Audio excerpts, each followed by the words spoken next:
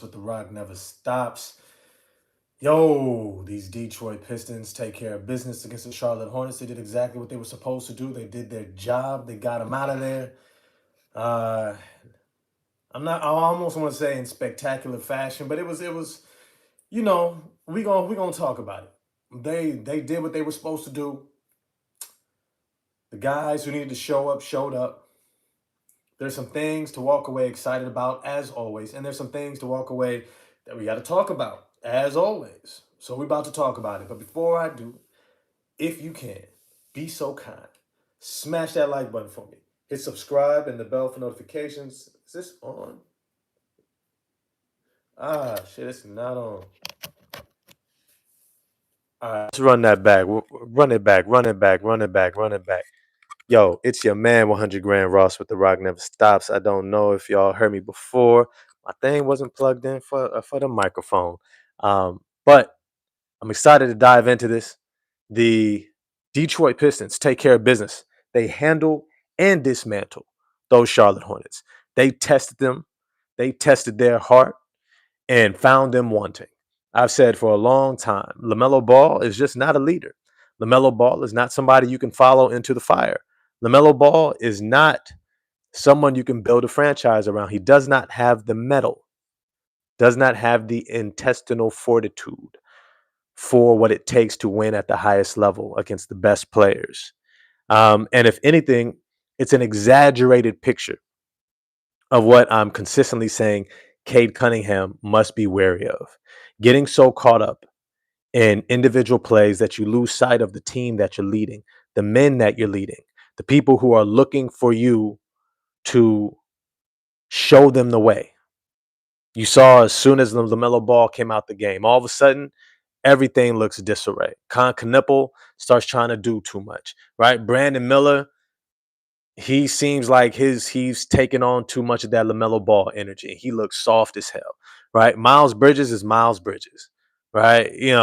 He's just not a guy you can follow into the storm. If I'm honest with you, that team doesn't have guys.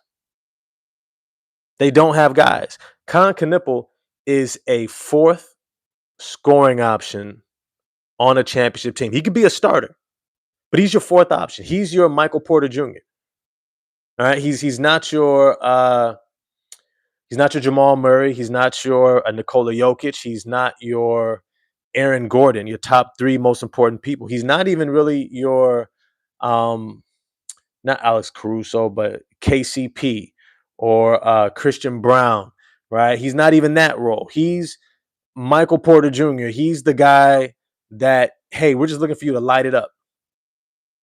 Light it up. Keep the spacing, right? It's a vital piece. He could be a starter, I think, on a championship team. But you drafted him, what, third, fourth? You left, what's his name? Jeremiah Fears on the board. You had Jeremiah Fears right there, who looks like he could be your lead guard in a playoff run. He probably was the one who should have been taken over for LaMelo Ball. At least y'all grab Colin Sexton. It is what it is. Charlotte is in disarray as always. I don't know what it is. Probably ever since they got rid of what's his name? Not just Bickerstaff, but I forget his name. John, was it Hollins? Something like that. Back in the Kemba Walker, Al Jefferson days. And they started going with this Adam Morrison crap shit. It was just terrible after that. It's just saying this team has been disarray for a long time. So the Detroit Pistons getting them up out of there was cool. It was cool. But I'm not exactly going to be like, oh, now we're ready for OKC. We let them come storming all the way back up to 4 points. Right? So we're going to talk about it. We're going to talk about it. But before I do, as always, smash the like button for me. Remember, it's a small thing for you, but a big thing for the channel. Also, hit subscribe and the bell for notifications. I appreciate all the love and support, and definitely become a member. Join the family, right? Become an official member of the family. You get to come to the cookout, right? You know what I mean? Like, hey, you know what I'm saying? It's a little inside conversation. Big at you, guys like that. Ghost Keeper. People who are members on here, I appreciate all your love and support. Appreciate y'all coming through, hollering at me. With that said, yo, salute to the chat. Hip hop history was good. Was good. It's good to see you in the chat. I don't think I've seen you before. Detroit Reds, good to see you back in the chat. Game was a little rough at times. Yes, it was, but we pulled away. Black Heart, yup. W, Classic 76. Stu was being extra tonight. JB had to give him the hook. Yeah, and that's happened too many times. And I want to talk about Stu in this game as well. Avery Whiteside, yo, what's good? It's good to see you in the chat. Remember when people wanted to trade for Miles Bridges? LaMelo, who exactly? Melo shot them out of the game. He didn't just shoot them out the game. He doesn't recognize who he really is. Who he really is. He is a high-level facilitating, distributing point guard who can knock down open threes. When it's win time, you have to know who you are at your core. Not everything that you can do. It is sticking to what you do best and building around that. His team is going to operate best when he's facilitating, not when he's necessarily trying to take over games. If it happens in the flow, go for it. But he's kind of like Steve Nash. If Steve Nash is focused on getting everyone involved, that's when he's most dangerous because all the defenders are looking out for their man and who's going to pass it to. If Steve Nash came out there trying to be Kevin Johnson, trying to be Steve Francis, trying to be Stephon Marbury and get buckets, he gonna get his shit swallowed up. And that's what happened tonight against LaMelo Ball. But also shout out to Asar Thompson. Talk about being able to cut the head off the snake. Talk about being able to get them at the point of attack. Asar Thompson, hot damn, he was a plus 25 tonight. 14 points, 4 rebounds, 2 assists, 3 steals, 4 blocks. Hot damn, that is a stat line. That is a stat line. I remember I told y'all yesterday. No, not yesterday, the day before. After that previous game against Dallas, I said, Asar, you owe us one, bro. You owe us one of these games because if not for you getting ejected, we win the game in Dallas. That was the reality. If Asar doesn't get ejected from that game, it never goes to overtime. We win the game in Dallas. Asar was probably our second most important player in this game. We had a great bounce back. Tobias Harris, Duncan Robinson were able to eat. And of course, you're eating against a team that sucks, if we're honest. You know, let's just be real. But you did what you're supposed to do. You're supposed to look good against a team that sucks. Jaden Ivey, I feel like he should have gotten more minutes in this game. Ron Holland played extremely well for us off the bench. I thought in that fourth quarter, as soon as we went up by a good margin, that was the time to put Jaden Ivey back in. He just needs reps, man. He just needs reps. He needs reps. He needs reps. He needs reps. He needs reps. And I keep talking about that. He needs reps. He needs to get his legs in there. And I'm sorry, as good as Duncan Robinson looked at times tonight, he also looked just as bad. He picked up 3 very quick fouls. He had 3 fouls and only 3 points in the first half. Most of that damage, most of those threes all came in the second half. The first half, he was highly ineffective.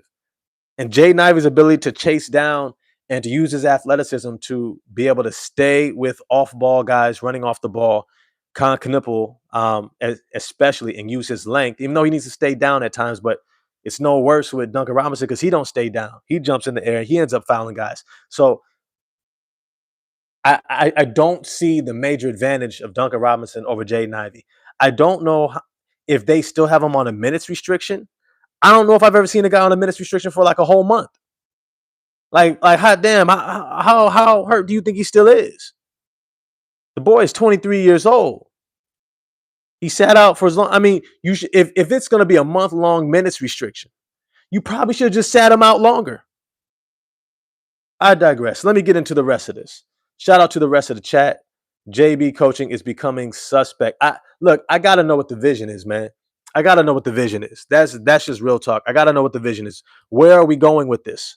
Where are we going with this? What is the outlook between you and Trajan? Because best believe JB's not doing things all on his own when it comes to navigating, managing this team, right? It's also top down. It's front office too. They work together, right? And so to an extent, Trajan Langdon and JB Pickerstaff have to answer this question. Why isn't Jaden Ivey in the starting lineup yet? You can't tell me Duncan Robinson is playing that much better. A large part of why he's playing so well is because he's playing next to Cade Cunningham. Cade Cunningham is going to get him extra wide open looks. That's just a reality. You're playing next to more talent, you are going to have better looks. I guarantee you put Jaden Ivey in the starting lineup, even though he had the worst plus minus on the team. I get that, right? He had 3 fouls, 1 rebound, 2 assists, 1 steal, 1 turnover, only 5 points. But if I'm honest with you, I think his stat line looks much better as a starter. I'm just being real with you. I'm just being real with you. But I'm kind of tired of beating a dead horse at this point. It's kind of like, look, we are 22 and what, 6? Number 1 seed in the Eastern Conference. Okay, I'll take it. I'll take it. I'm not going to look. I'm going to give you my critiques. I'm going to give you my insights. But I'm not going to say that we're doing it wrong. I'm not. We're 22 and 6, 7 and 3 in our last 10. One of the hottest teams in the East for sure, outside of the Knicks, who are 8 and 2. We won our last one. The Knicks lost their last one, right? We've been playing well. We've been doing our thing. All right. We got the second best record in the league. Let's think about that. The second best record in the league.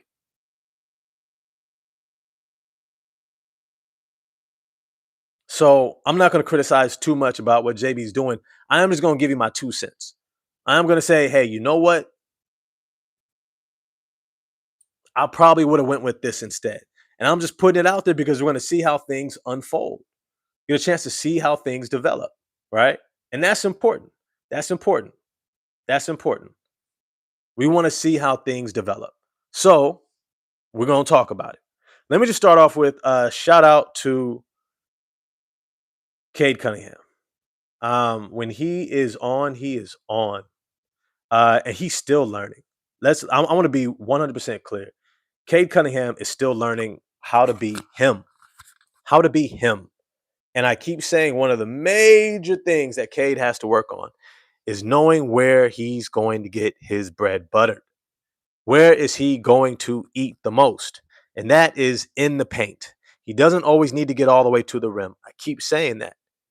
He needs to be able to know, he needs to have confidence in that if he gets his feet, 2 feet into the paint, he is green light all the way.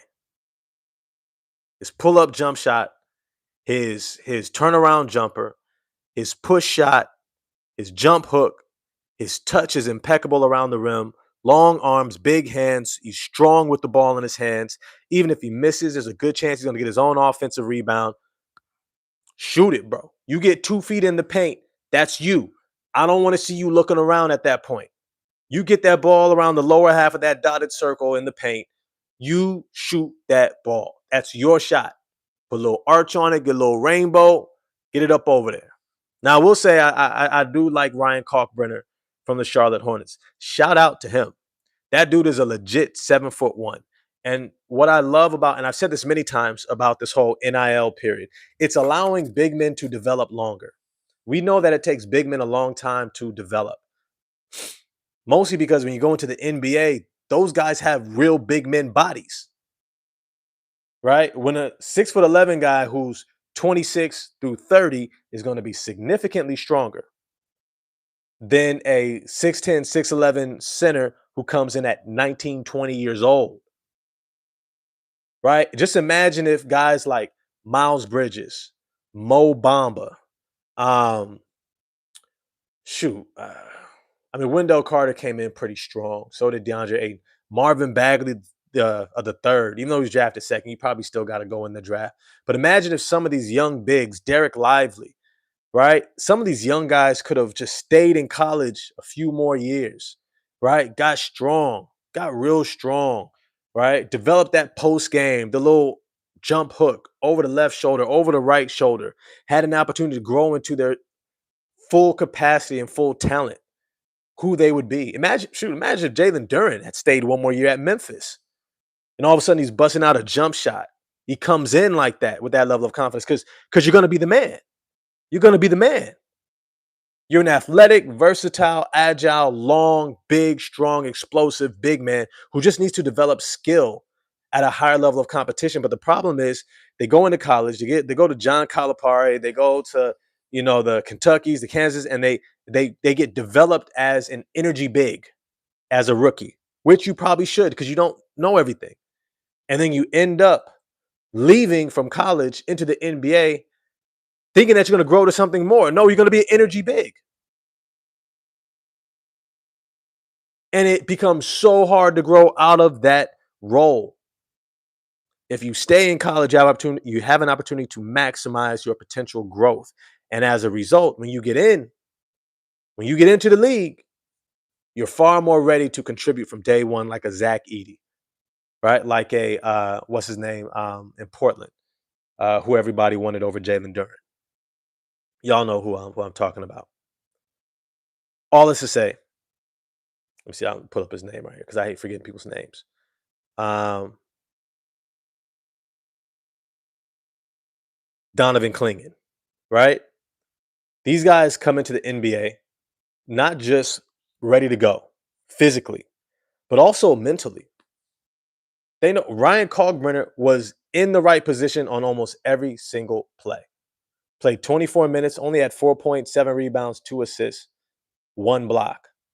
Right? He was probably one of the most effective players in that starting lineup. Hands down. Hands down. Had 0 fouls. 0 fouls. Had he been playing around better talent, guys with more heart, with more metal, right? He probably would have looked even better. But I guarantee you by next year, and I kept thinking this, I was like, man, Ryan Kalkbrenner is going to be a problem. He's going to be a problem in the next few years. When he all of a sudden gets his little jumper, starts figuring out where he's going to get his food, where he's going to eat from, right? When the team starts figuring out, hey, yo, he was able to body who did he have on him? It was either Duren or Stu. But he had him pinned down under the basket in transition, and LaMelo Ball gave him a perfect lob pass. And it was like literally just one-on-one. He buried Duren under the basket and just scored on him. Like he wasn't even there. And I was like, why don't they give this dude the ball more? Like I'm just observing. So I think Ryan Kalkbrenner is a great piece there. They just need to make sure that they get the right culture talent in there. That's what I thought that they were doing with the Conconnipple, and what's his name that they picked up from UConn last year, this past draft. All this to say is Charlotte is still in the doldrums of the NBA. They really lack the leadership and talent to really do anything. So I'm not reading too much into this game. I will say a couple things though. Cade Cunningham, 22 points, 10 rebounds, 10 assists. He did a great job controlling the boards for us, getting us out in transition. Great job. Sometimes people say I don't praise Cade enough and give him his due enough. Let me make sure I do that. Let me make sure I do that. Okay? I want to make sure that you all know your man 100 grand, Ross with the Rock never stops, has love for Cade Cunningham. He did a magnificent job on the boards. And that's really important for a team like Charlotte who relies a lot, not just on playing in transition, getting up a lot of threes, but using their athleticism and length to get offensive rebounds and second chance shots because they're really not an efficient team. So they got to scrap for all the loose things. So Cade dominating on the glass, got him out in transition, allowed him to get easier looks at the rim, even though he makes a lot of tough buckets around the rim, especially in transition. His work on the boards got us out in transition. And you can see that JB Bickerstaff was making a definitive push for them to run. Run. It was noticeable. It was effective. It was the right strategy. And you could hear him yelling it from the sidelines. Let's go, let's go, let's go. Right? That's exactly what he was supposed to be doing. Now, I was a little frustrated, little. There was a moment when Jaden Ivey blocked Conconnipple from behind. I think it was in the third quarter. Was it the third quarter? Towards the end of the third quarter. We were up by like 20-something points. 20 plus points. And he blocks Conconnipple from behind. And Jaden Ivey looked sold. I saw the replay. I was kind of sold. I was like, maybe, do I not see something? But what I said to myself is, you might want to challenge this because at the time, Concaniple was not having a good game. He was not. He was kind of out of it, inconsequential. And I said to myself, what happens when you put a shooter at the free throw line? They get into a rhythm. And so what ended up happening was Concaniple hit his free throws, and he ended up going back to the free throw line. He gets fouled, and then he goes back to free throw line and knocks down two more. The next thing you know, what does he do? He knocks down a 3-point shot, right? And all of a sudden, he's rolling. The team starts rolling, and they roar all the way back. It's like a 19-2 run, a 19-4 run, or something like that. Next thing you know, the game is within four. Ray Floyd says Concaniple is a hooper, man. Yeah, I mean, he's kind of like a Klay Thompson.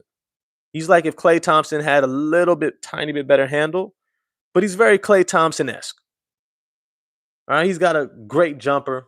Um, he did get into his head a little bit because he's still exploring his game, seeing what he can do, especially off the bounce. And the problem was he was trying to attack guys that are just too strong for him, too long, too athletic, and he just started turning the ball over, fumbling the ball left and right, dribbling off his foot. And the next thing you know, he loses his rhythm. I'm not gonna say his confidence, but he lost his rhythm. Right. So sometimes when guys start getting the better of, getting taken advantage of by the player that they're going against, they kind of get outside of themselves a little bit. Sometimes they lose sight of how to make sure that they're effective for their team. And that's what happened. But he's a rookie. He's a rookie. I think he's gonna have a long career in this league. He's got one of those great elite talents to be able to shoot, move without the ball. He does some good work off the bounce. But like I said, he's your fourth best scorer on a championship team, probably your fifth most important person on the starting five of a championship team. But that's still better than the majority of the league, right? Who are mostly not starters for a championship team. So Concanople, shout out to you. Let me go from Cade. I'm gonna combine Duncan and Tobias a little bit.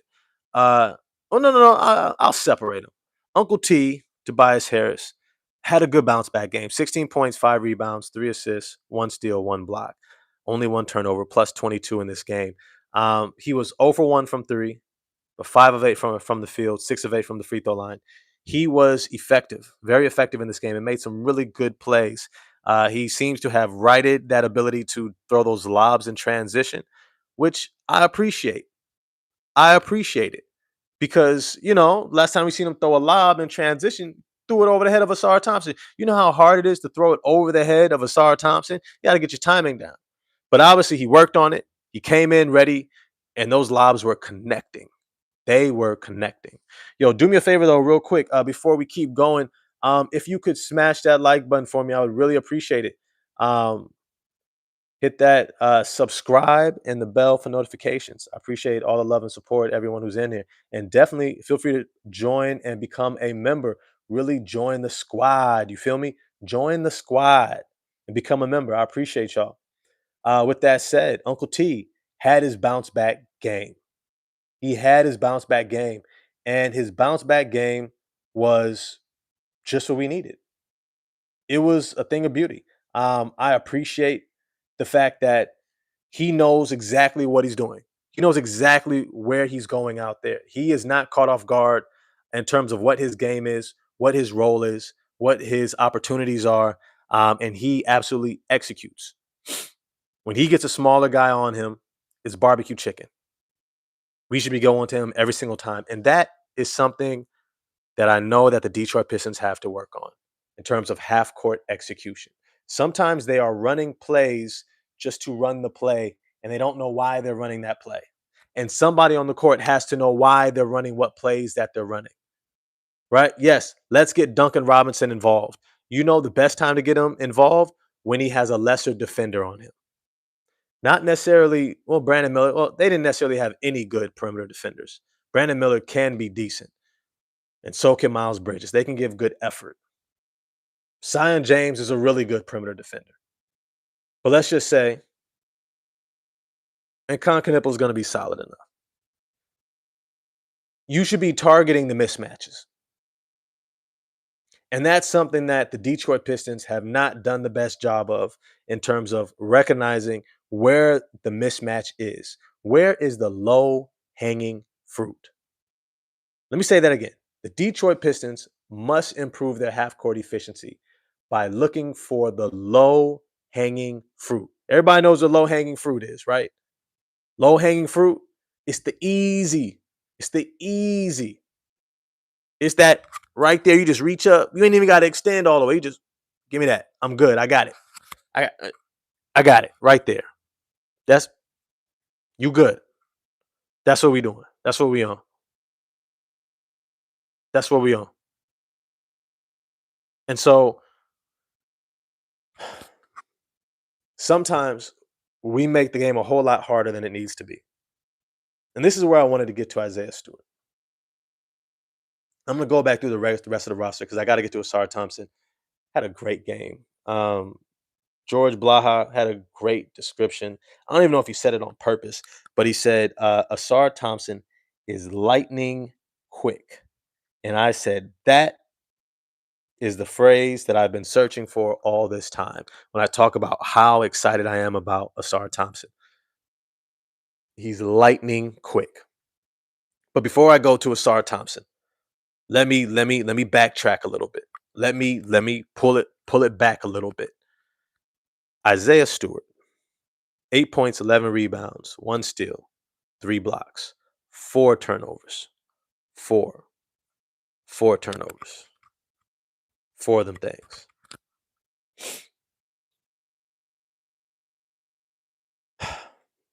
Isaiah Stewart has to learn where his advantages are on the court. I don't mind if you want to play on the interior, do a pick and roll, even post a guy up. But you have to know when you have the advantage or not. It's not about if you can do something. It's about if what you are trying to do is the most advantageous thing for your team. In other words, Classic 76 in the chat. I love that. He's quicker than a hiccup. Asar Thompson is quicker than a hiccup. I like that. I like that. I like that. Because if you think about it, it's like a hiccup is like real quick. It's like, and that's how he moves. That's how he did that little move on Mason Plumlee. He decided to drive at him, give him a little quick little pump fake. Mason Plumlee barely jumped. Just next thing you know, he layup. I was like, damn, that boy quick. Man, that type of size and that type of quickness is lethal. He's showing it. And he even had a little turnaround jumper. Don't you know what? You got me going on Asar Thompson before I was ready. Let me, man, see, my chat be getting me distracted at times. All right, look, let me bring it back. Let me bring it back.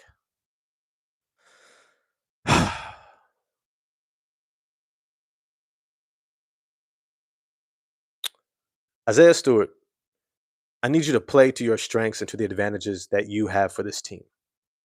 And what that means is that you understand where your advantage is and you play into it. For example, in the half court offense,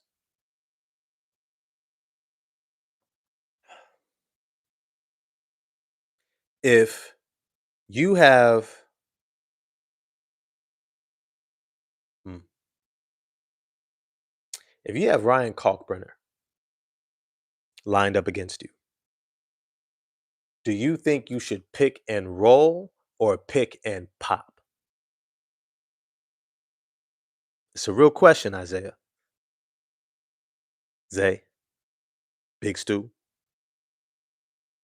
If you have a 7'1", close to 7'2", defensive minded center with a 7'4", 7'5" wingspan, it might even be longer than that. I might even look it up, right? Ryan Kalkbrenner draft measurements. I'll pull it up here. Ryan Kalkbrenner draft measurements.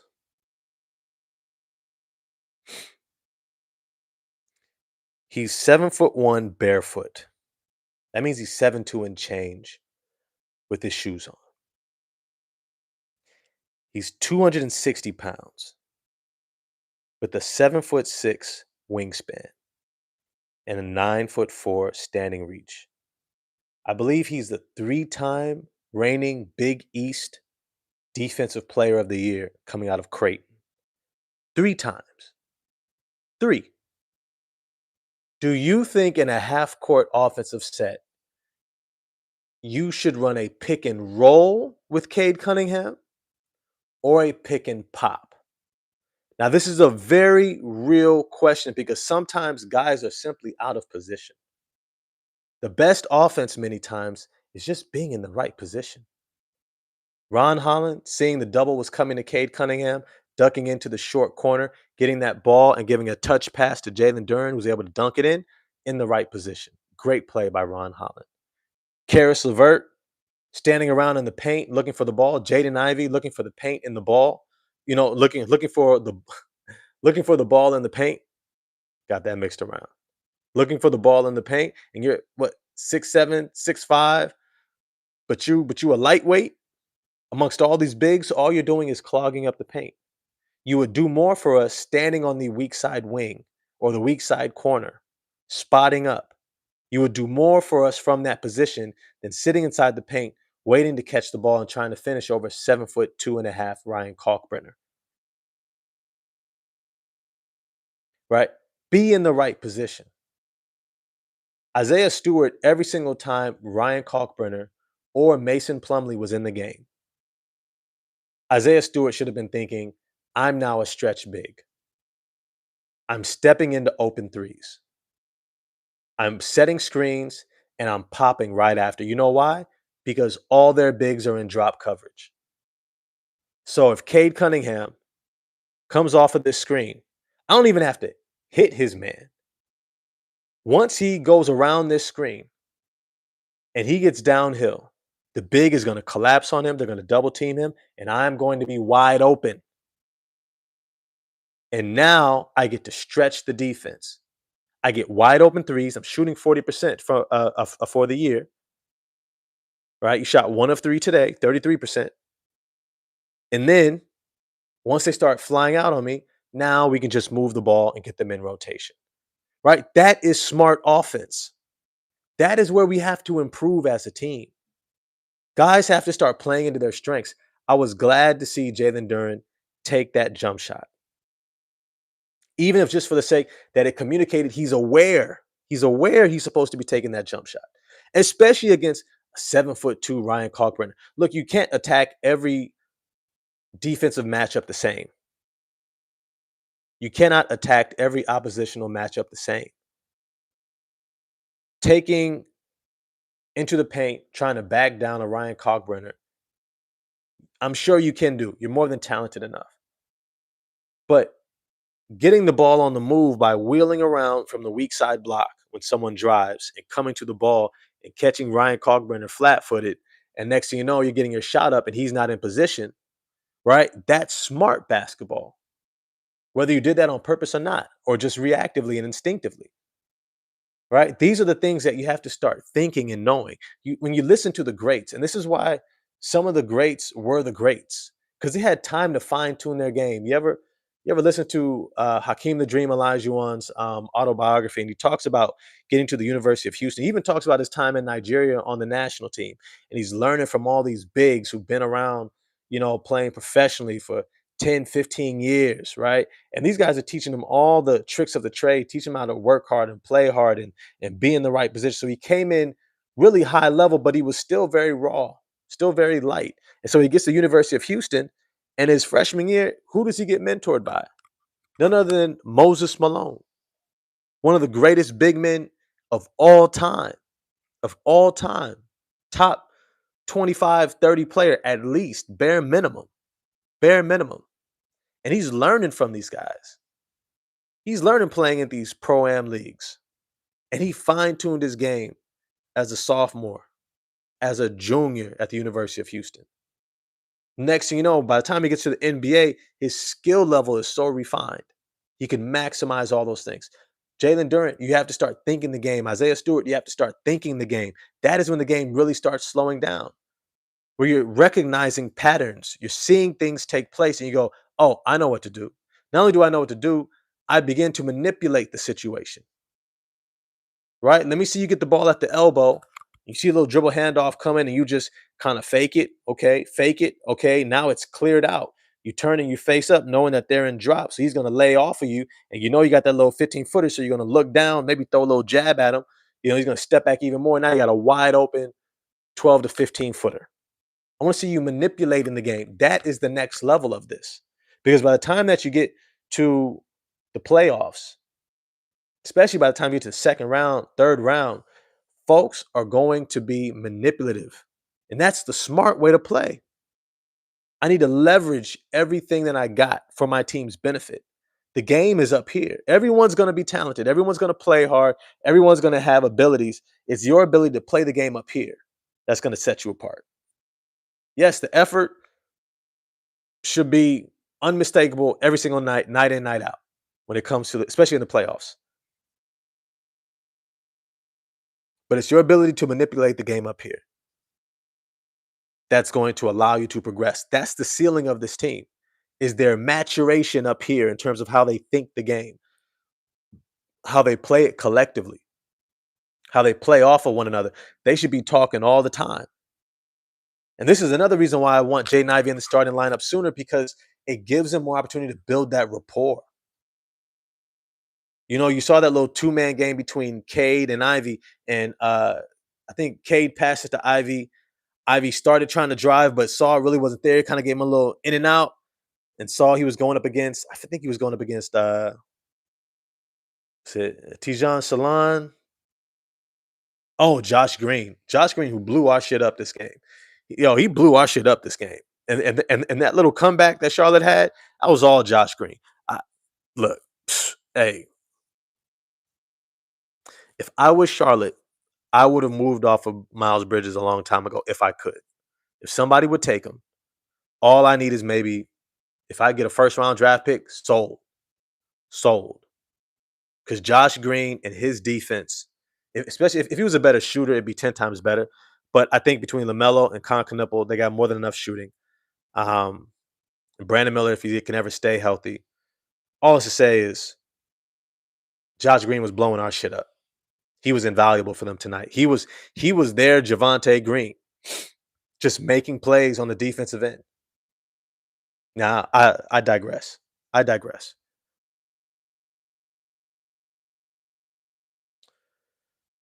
Asar Thompson, lightning quick. He is quicker than a hiccup. I'm going to take that same. Appreciate that. Make sure I give Classic 76 props for that. Quicker than a hiccup. I love seeing Asar Thompson so aggressive. And when he is running that point forward role consistently, getting downhill, he takes so much pressure off of Cade Cunningham.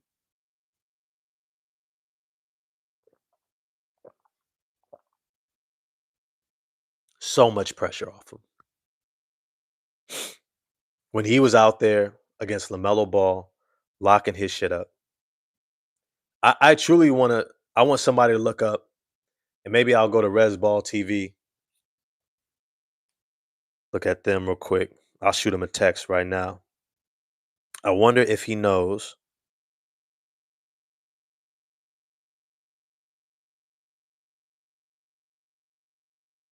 I wonder if he knows what Asar Thompson's defensive field goal rate is.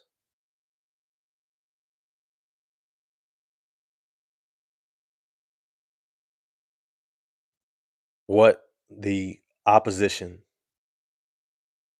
is scoring against him. He has to have one of the best field goal percentages, the lowest in the league. If Asar Thompson is guarding you, just pass the fucking rock. Just pass the ball. Like 100, like just pass it. Don't play with it. Don't hope for the best. Don't give it all you got. Just pass it. Because right now,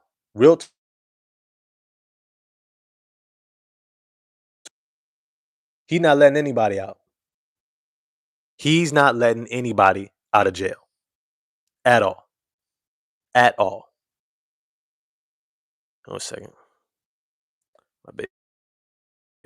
It's calling me. Call you right back.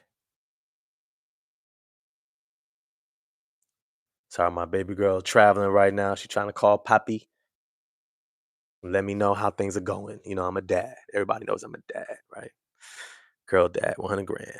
Um, Look, Sar Thompson had a hell of a game. Hell of a game. Hell of a game. When he gets downhill, he's scary. Lightning quick. What I loved seeing though, there was a play in the second half where he kind of got the ball quickly. It was kind of like a hot potato situation. They needed to get the ball up quickly, but he turned. He just shot a little jump shot, about 8 to 10 feet out, and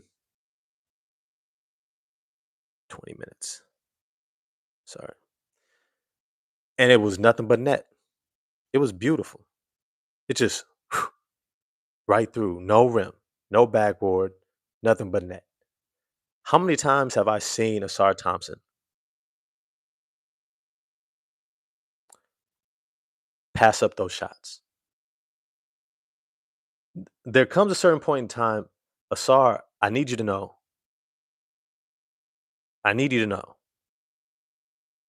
that there's a certain area where you are completely green lighted. The play where he had an offensive foul against, I think I would say Con Knipple against Con Knipple. Um, he passed up the wide open three. Okay, I get it. Then he drove at him, got to the free throw line, wide open. Then he drove into him, gave him a little shoulder. Oh no, I think it was against Brandon Miller. Gave him a little shoulder bump, had another shot opportunity, and then he looked up, pump faked, and then he threw his shoulder into him one more time.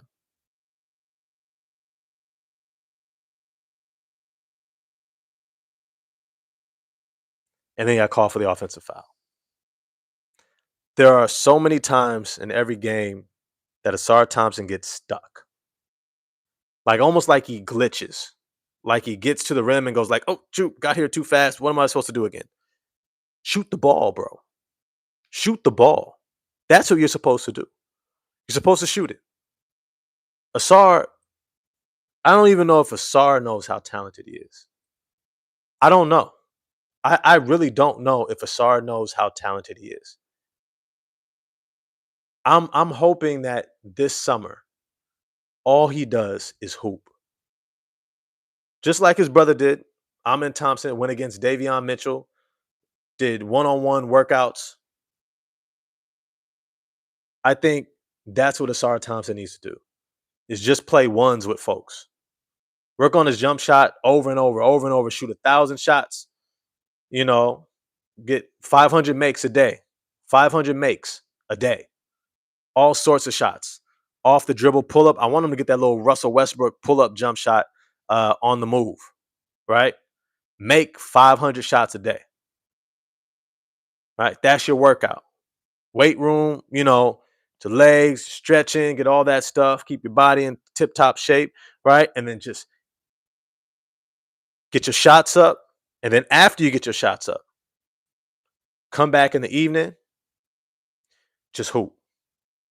Just hoop. Get I just want to see you hoop. Just hoop. Get your feel back. Get your feel. Get the feel for, oh, this is my shot right here. Oh, I know this is a bucket right here. Oh, I know exactly what I can do. And we see it slowly coming back. Well, all of this is to say is that you still always see so much more meat on the bone. And I use that term so many times with this team because we are nowhere near our ceiling. We are absolutely nowhere near our ceiling. My daughter says hi to everybody in the chat. Yo, chat, what's good? What's good? What's good? Let me see. Let me see. Chris Tanner, man, said, at what point does the real Ivy conversation happen? I'm ready for everyone to start pushing his timeline back to next season as the excuses mount. Yeah, I mean, look, I'll put it this way. Jaden Ivey, I'm not going to start having an official conversation about Jaden Ivey like really official, like really, really official until the new year. Remember, I did not expect to see him back until late December, New Year's. I'm gonna be honest. I would have rather had Jaden Ivey come back now with no minutes restriction. Just like Trae Young had an injury, came back, no minutes restriction. I wanted Jaden Ivey to come back, no minutes restriction, ready to rock.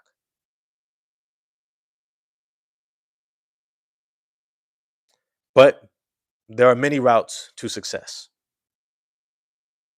JB Bickerstaff chose his. I'm not going to start the official, like, full live conversation around Jaden Ivey until the New Year's. Because it's in the New Year's. Blackheart 4360. Yeah, your daughter's 4 years old, should be 5 next month. That's what's up, man. That's what's up. That's what's up. Kids are dope. Get you some. If you got them, spend every moment you can with them. In the long run, you'll value that a whole lot more than most of the other BS we end up doing anyways. Look, let me keep going because I know there's some more we got to talk about here. Jaden Ivey, the full conversation is going to happen in the new year. I think he's going to have the rest of this month, which is only crazy enough, another week and change, right?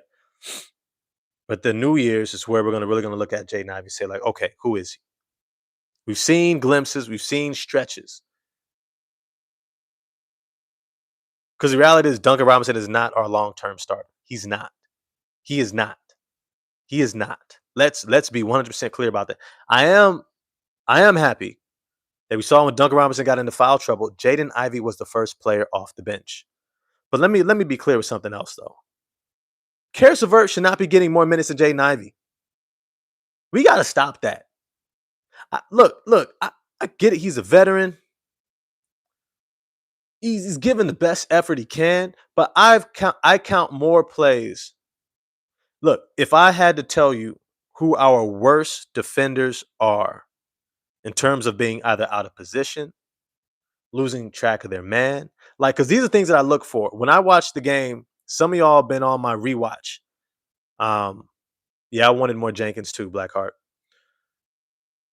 When I watch these games, and some of you have been on my live when I've done a rewatch, I don't just watch the game. I actually go back and I look for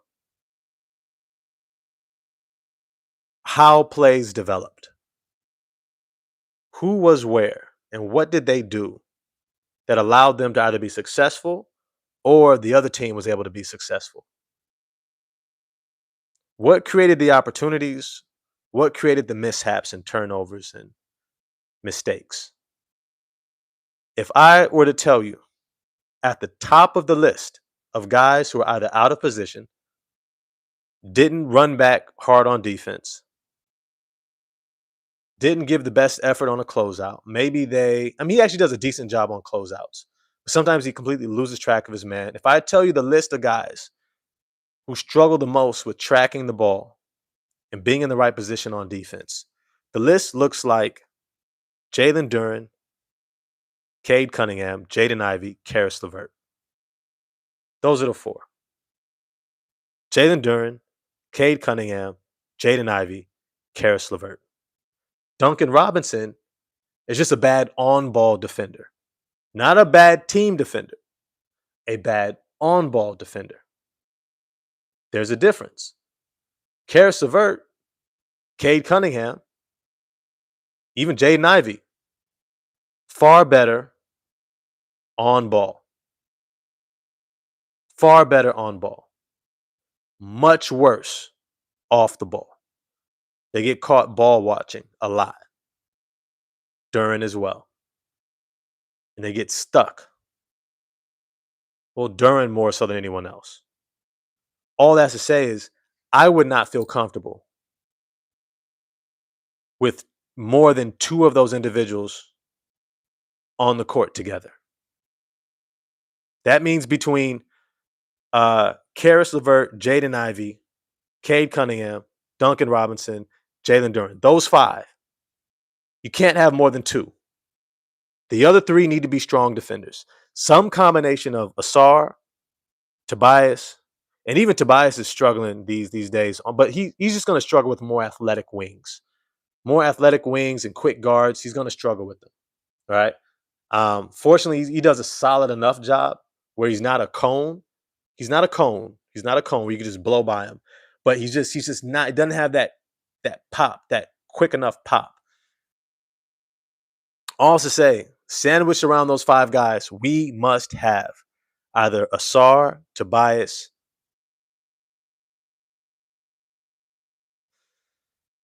Isaiah Stewart, Ron Holland, Javante Green, Dennis Jenkins. Which is why I keep saying I don't like having Duncan Robinson in that starting lineup. I just don't. Asar Thompson, he covers a lot for a lot of guys. If I'm honest with you, I really want to see what Bobby Clintman looks like. Can he be a good enough defender? Or do we need to go out there and get us a 6'10", 6'9", 6'10" young defender? Maybe a 6'7", 6'8", like a PJ Washington in the offseason when he's available. And we need to go find that guy who can be our forward next to Duran, so we can have three strong defenders at least on the court at all times. Because when you're going up against an Oklahoma City, who's going to have five strong defenders every single time, every single time. Yeah, SGA, LeGuins Dort. They're going to have J Dub, going to have Hartenstein, and they're going to have Chet Holmgren. Where's the mismatch? Where is the person you could take advantage of? Right? Like that's what you're running into. And then they bring in Case and Wallace off the bench. Then they bring in Alex Caruso off the bench. Then they bring in the other Jalen Williams off the bench. Right? Then they bring in a bunch of dogs, AJ Mitchell. They bring in a bunch of dudes who just hoop and defend and get buckets. When you think about what it takes to get to that level, everyone has got to be locked in. You know, I'll be honest. I haven't been following if SGA is a good defender this year. May or may not. All I'm saying is he's better than average. When he's locked in, he's locked in. But the point remains. The Detroit Pistons have to shore up this lineup. They can't have three guys who get taken advantage of defensively. Right? The way you attack the Detroit Pistons is constant ball movement, constant body movement. Why? Because they get caught ball watching and they're out of position. Who? Jalen Duren and Cade Cunningham. And then if you can't get a guy in off-ball movement that's coming off of Cade or Duren, you just attack one-on-one in the little pick and roll, and you attack Duncan Robinson. You get a switch and you attack Duncan Robinson over and over. It's become so pronounced. It's almost like you can't defend it anymore. You can't defend it anymore. You can't. You can't. You can't. You can't. You can't.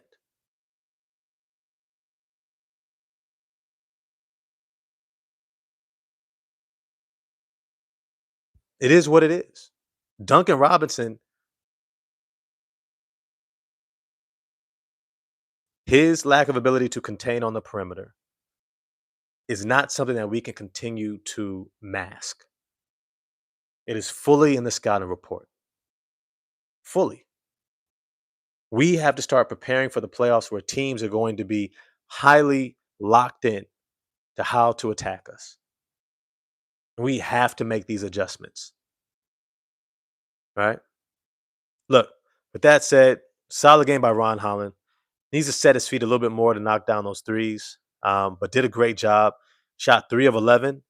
I wasn't mad at too many of the shots. Just set your feet. Isaiah Stewart, 2 of 7. Didn't do necessarily his best work offensively, but did a great job on the glass.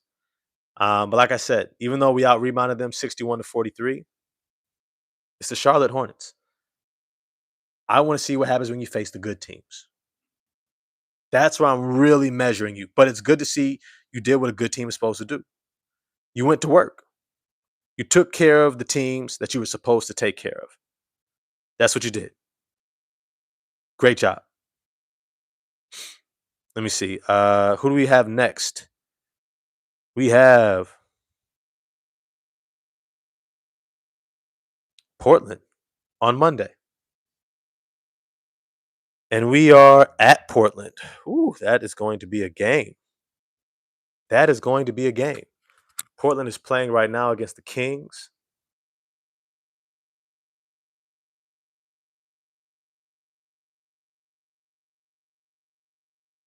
Let me see. Chris Murray, Tamani Kamara, Donovan Clingan. Shaden Sharp has been picking it up. He's a real talent. But 3 of 11, Denny Avdia, as versatile as he is, I don't necessarily want him really playing the point. I think they need another point. I don't know what's going on with Scoop Henderson. Um, why he's not playing, I don't know. It is what it is. We got Portland next. It is a team that we should be able to run through. But here's the thing: the teams that give us the most problems are teams who play really high level defense because we are not an efficient half court team. So if they play great defense and force us to make shots and make plays, we tend to struggle. What we are going to have to do is lock into our system against Portland. All right. We've got to lock in. I'll probably do a preview Monday morning for the Portland game. I'm excited though. I'm excited about it. I think every game is opportunity for us to learn and to grow. Let's see what we're going to do. Jaden Ivey, I keep looking for him making those steps and strides, looking for guys to continue to learn. We saw Jalen Duren take that mid-range jump shot. He's going to need to continue to bust that out against bigger, more imposing defensive centers who are Donovan Clingan, another one of those bigs, 7'2". Let me pull up his draft measurements. Right, we know Ryan Kalkbrenner was 7'2", 7'1" without shoes, so 7'2.5". See Donovan Clingan,